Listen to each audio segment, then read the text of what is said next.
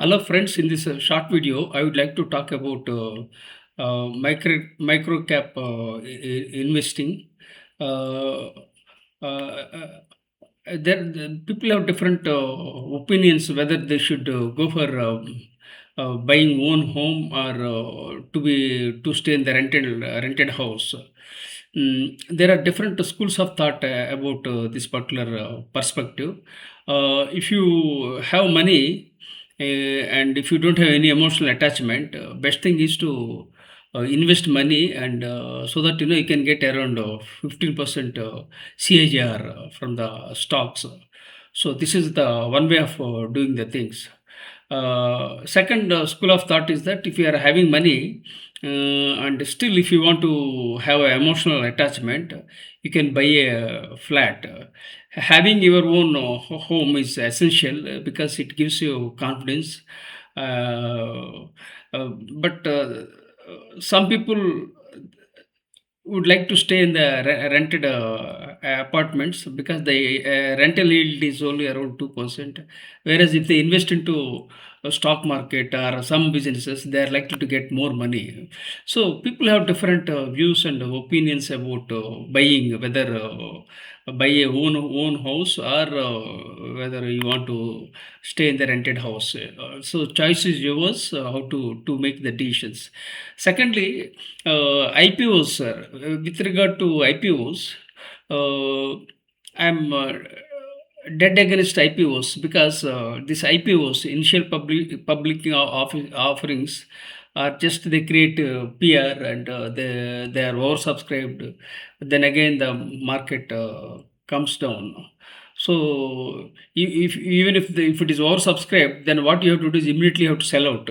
That's the best way, rather than holding it for a very long time, because it's more about PR game, and there are lots of buzz is created.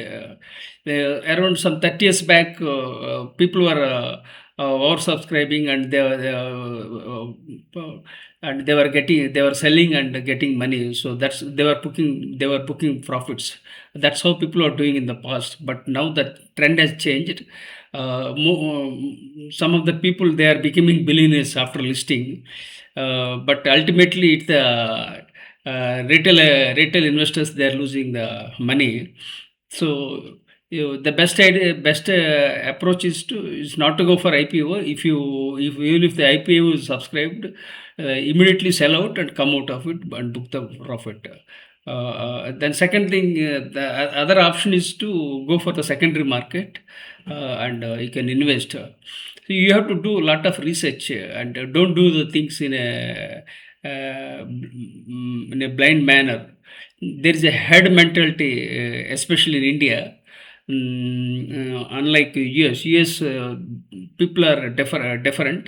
Their approach is different. They don't go by a herd mentality.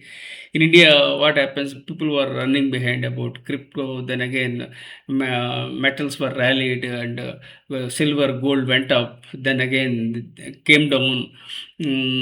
So in this process, what's happening? It's the retail investors, they're losing money.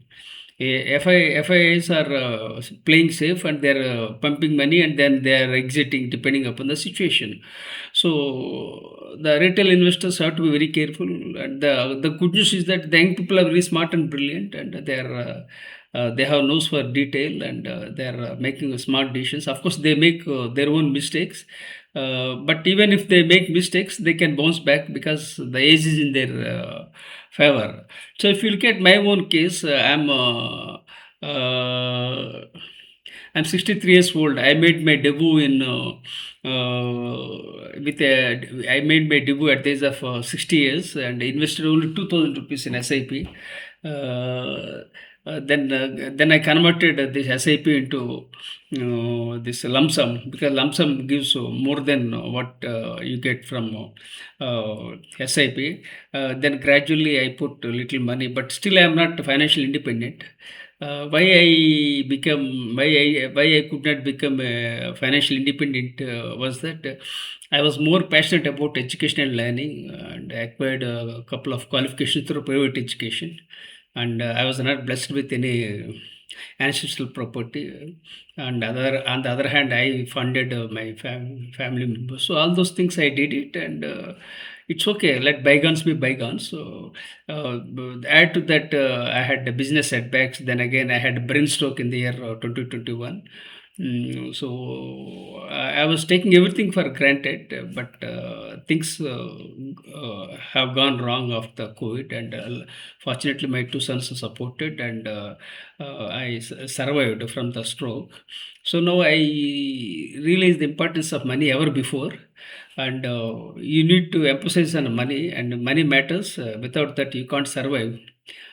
Previous generation was our generation were not lucky, but young people are very smart. There is a financial literacy and tech. They are tech savvy, so there are so lots of opportunities. So whereas I was not blessed, of course, we can't blame the era. Every era comes with challenges and opportunities. So I led from the front, despite challenges, despite being born in a toxic family, and despite not having a regular education. But still, I became a doctorate, and my two sons are postgraduates, and they're reeling their own paths.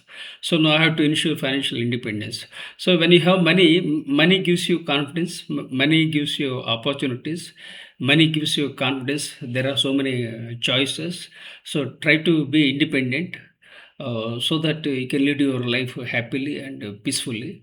And I would like to talk briefly about microcap investments. Microcap have lots of advantages. Of course, there are many disadvantages also, but what is required is that you need to connect with people and network with them. Then you have to do a lot of research, and you have to read balance sheets. Then you have to read annual reports, and you have to get internal information. And nowadays, media is available, so whatever is possible, you choose the best, and rest you put it in the dustbin. So this is what you only take what is required. Rest of there is a lot of crap that has to be eliminated, and avoid information overload. Focus on only what is required. So these are all my ideas and insights. So please like, subscribe, and share with your networks. With gratitude.